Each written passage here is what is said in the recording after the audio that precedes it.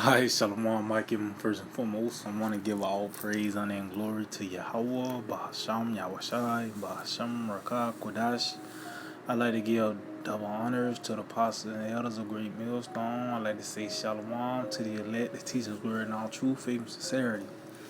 And here today, I just want to title this lesson 200 million, which that's the army or the number of the horsemen, which are talking about the nuclear warheads that's going to be in use in the day of evil, man. You know, it pretty much the climax of existence. That ultimate that day of the Lord, which includes, you know, everything hitting its climax. All hell breaking loose. You know, and we're going to be at the height of World War III, man. Matter of fact, let's start off with this in the book of Isaiah, chapter 9. In verse 5, it reads, "For every battle of the warrior is with confused noise, and garments rolled in blood." See, and that's how wars used to play out in the ancient world.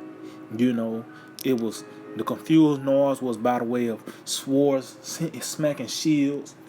You might hear a bone crackle or something, man, or men in their war cry. And it said garments rolled in blood. Why? Because it was more of an up close and personal type of fight, man. It said, but this, meaning with this battle right here, which over the course of time, war has pretty much increased, man.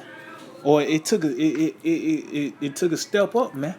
You know, under the banner of the sword, which is Esau Edom, the so-called white man. Under this man and his banner, guns came on the scene. Dealing with like World War I, tanks came on the scene. You got these dog fighters. You had the different chemical warfare by the way of mustard gas. All these different type of weaponry. Then that was in World War I. Then World War II took a step further by the way of it in and off, which the tanks, the fighter jets, and these different weapons was upgraded, but also as well, what capped off World War II?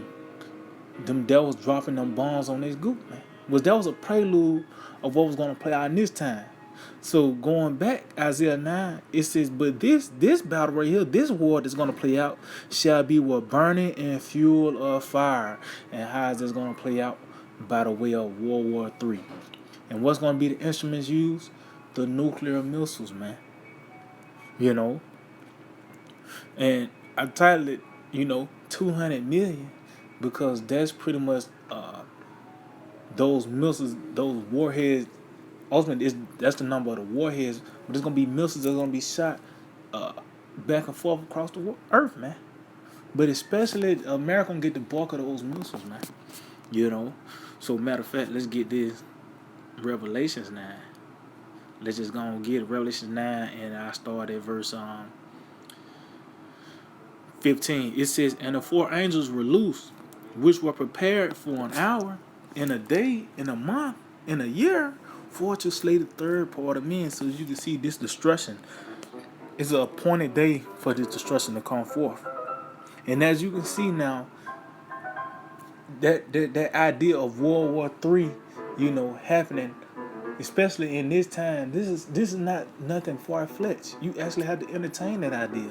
You have these different nations with nuclear capability that ICBMs that actually can shoot missiles from the other ends of the earth, man. So that lets you know we in that season when these things are possible, which they surely gonna come to pass, man. It says, "And the number of the army of the horsemen were 200,000. And I heard the number of them." See, and that's to those warheads, man.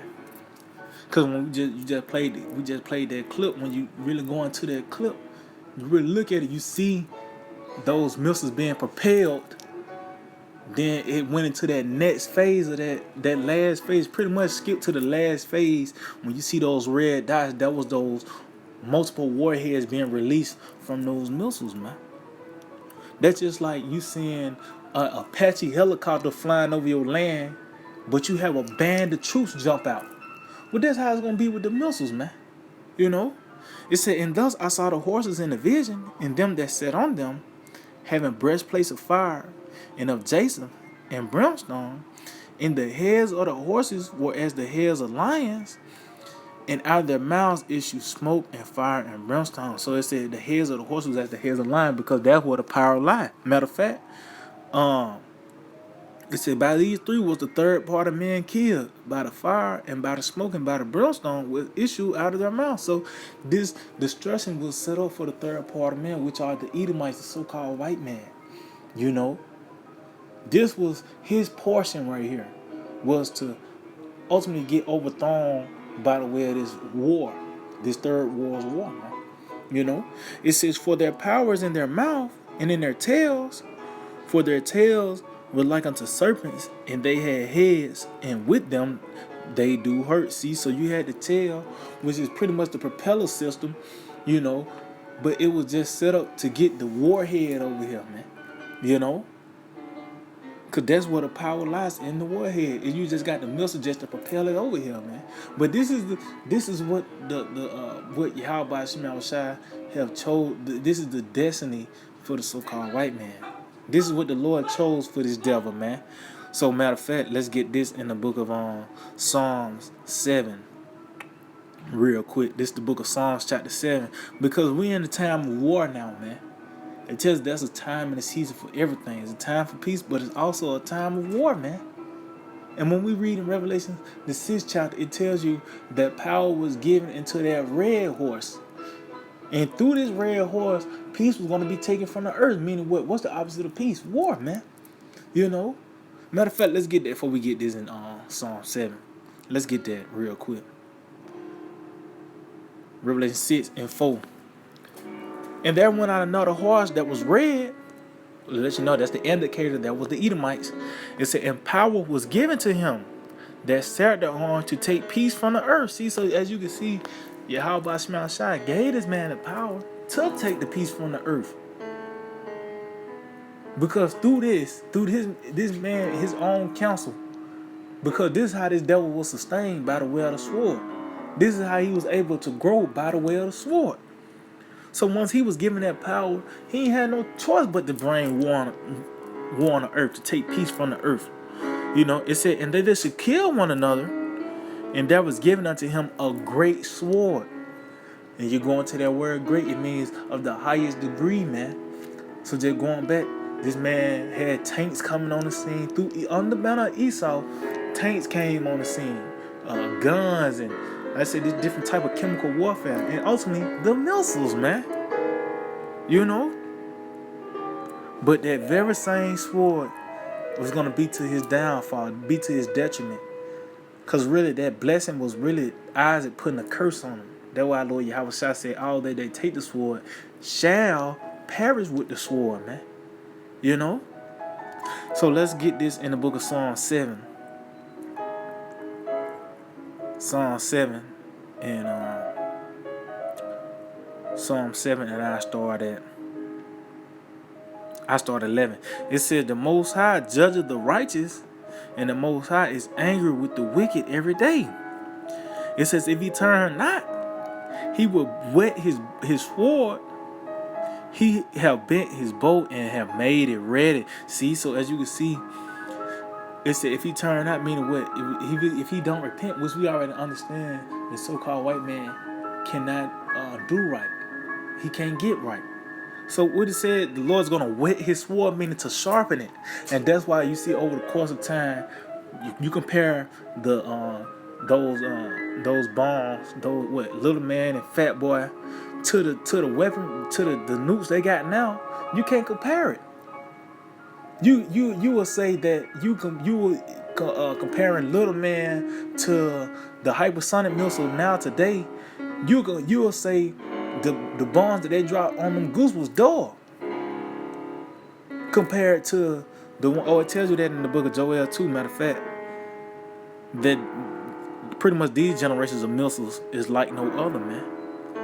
That's the Lord sharpening the sword. Let's get that Joel 2:2, it says, as a day of darkness and of gloominess, a day of clouds and of thick darkness, as the morning spread upon the mountains, a great people and a strong.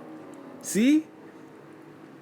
And that's talking about those missiles, man. They're compared to a great people because one title about Lord, the Lord of hosts, man, meaning the Lord of armies.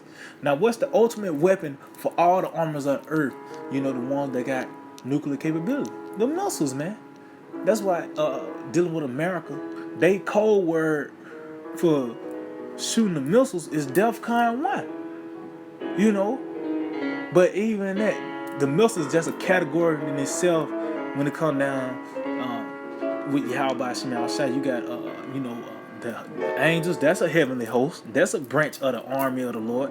You got Israel. That's a branch of the army of the Lord. Even Esau and these other nations. That's even a branch of the army of the Lord. But also those missiles, man. You know. So it says, a great people and a strong.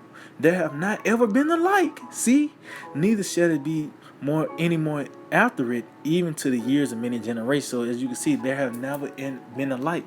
So as you can see, over the course of time, these missiles have been upgraded. It pretty much have been sharpened.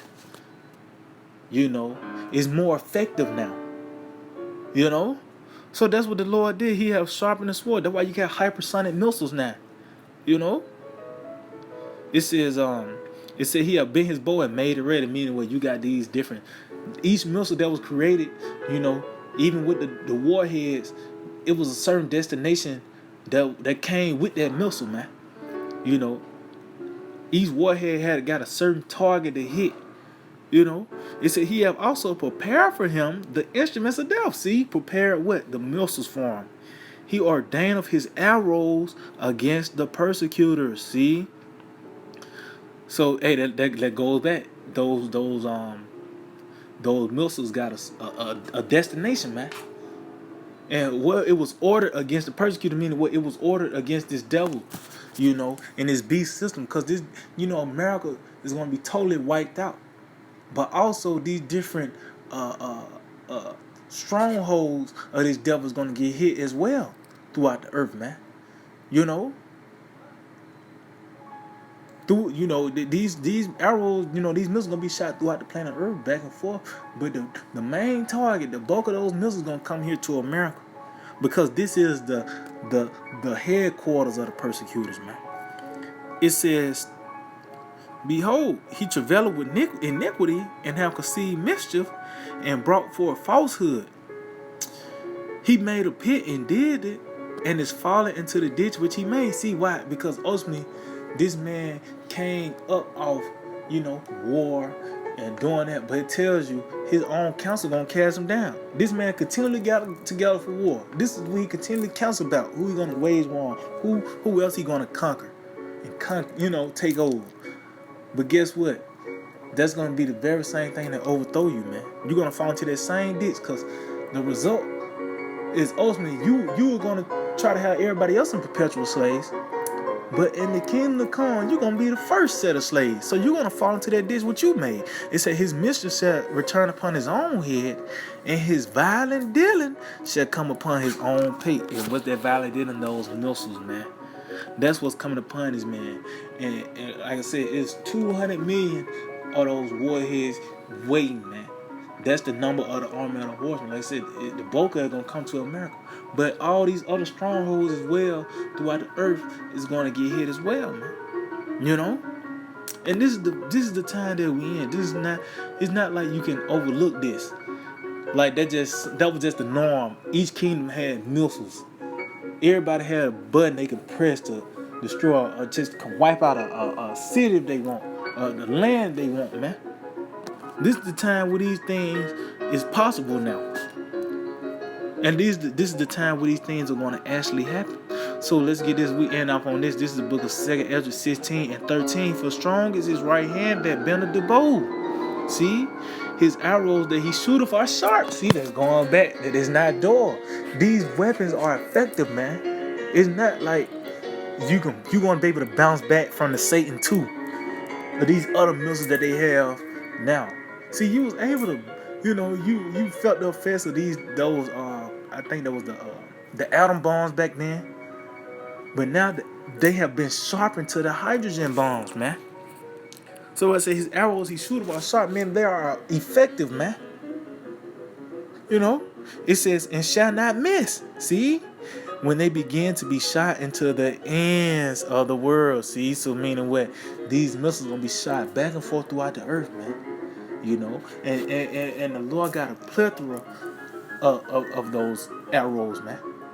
No, even when you had a quiver full of arrows. You had one quiver, but you had a quiver with down there 20 arrows in it. But that's how it is with these missiles. You got a missile, which is the propeller system, but you got a 20 warheads in it, man. And that's why you go back to that clip, it show you the white propeller system, then it turned to the red because that was the final stage of those missiles, which is you read that in Revelation, tell you the hailstones, you know. But we are in that time, man, you know, and this is the judgment that is fitting for this devil, man. He came up on war, and this is how he's gonna be overthrown. So yeah, I just hold to edify. I want to give all praise, honor, and glory to Yahweh, Ba'ashem Yahushai, Ba'ashem Rakah Kodash. I'd like to give double honors to the apostles and elders of Great Millstone. I'd like to say Shalom to the elect. The teachers were in our true faith and sincerity. DTA, abide, soon.